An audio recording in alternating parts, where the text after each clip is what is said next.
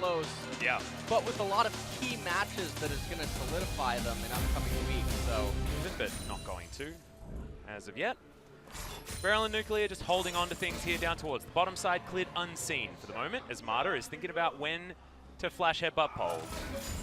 And he's going to get in, doesn't even need the flash this time. Q's going to land onto Beryl, who flashes after the taunt comes in, finds some Winds of War, wants to get a trade back here as the Ignite. Is not going to be enough. Punch, launching himself forward now as Marta, very low, but there's a teleport. Comes in at exactly the right time, it's backwards and forwards. The flash comes in from Teddy, first blood goes to Noguri after the teleport, but it will be a sacrifice as everyone uses everything, and FAKER even able to make his way down with the teleport. The advantage there from the mid lane, a lot expended, 1-for-1.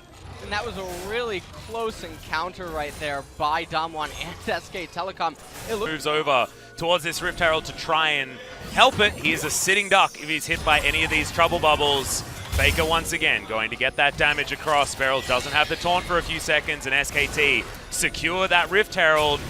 Basically based on what FAKER was able to get done with all of that poke damage. Headbutt pole comes in from FAKER, looking for more, another trouble bubble. That's the flash taunt landing in the backline, cleared. Very close to going down, but thankfully for SKT fans, isn't going to. The flash in from Khan gets the multi-man. Fear Nuclear has to Killer Instinct in order to get himself out.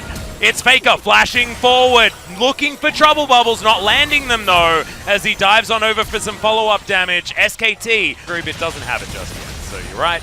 As you can see, the Purge Shield is the entire burst rotation of Noguri, and thankfully he does have the Conqueror and things like that in order to get a bit of extra damage in there. But FAKER, look at it, he's booking all the way towards Noguri. That's a very early Fear Beyond Death, and the bubble lands! I have a feeling he's going down, and Khan's going to be able to pick that one up. Even though he doesn't get put into the grinder, he still gets... Now, they're all full, and they're sieging up on this outer turret. Teddy gets tagged, but not going to be too worried about it as Khan goes into his stopwatch. Punch not going to get hit by anything in Damwon. Oh man, they are just skipping around each other. Both of these teams not quite sure about going in as Punch goes for the flash, but it's a safeguard to get cleared out of the way. Oh, Beryl looking like he maybe wants an engage, ends up blowing his taunt. Oh man, it's desperation that you can see. Headbutt pole, Marta sees one that he can take down and just eats the gargoyle for breakfast. Khan into raw armor penetration. Khan, okay, Blade of the Ruined King comes in. You've got an exhaust down for Khan here onto the Jace. SKT are rotating first, but look at this. The Conqueror doing work at the moment. Khan just trying to keep Noguri busy. There's the flash pulverize. Not going to waste any time here at all, and into the grinder you go, Mr. Jace. Yep, can FAKER actually find these bubbles? The Infernal Drake does respawn, and Damwon, they want to even out the Drake count and get themselves an Infernal. Can they get on over? Okay, Punch, here's your time, but the Pulverize is in. That's 3 Infernal Drakes.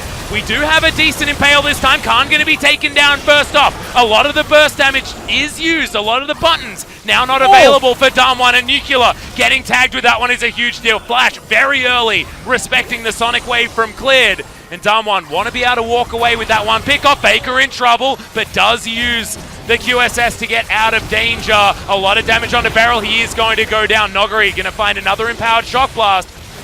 I don't want to confuse any of our viewers. Just a few moments ago I said that on even footing SKT can't lose a fight, but then I just said that SK Telecom can't lose a straight up fight, or they can't win a straight up 5v5. But what I mean by that is if SK Telecom are playing their comps right, it's very hard there's to the lose. flash kick. They're looking for Noguri yet again, but he flashes himself out. There's the hero's entrance. Beryl gets into position. A decent triple taunt. There is Teddy, relatively zoned, but it doesn't matter. Khan, so huge in the front line on the Urgot, and that's the Fear Beyond Death that we've been talking about. If that one lands, SKT wins.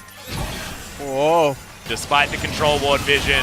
Headbutt back, and that's an Elder Drake going over to SKT. Triple Infernal Elder Drake means this burn damage is disgusting. And SKT, they're just taking the entire map right now. Oh, go to sleep, my dear prince.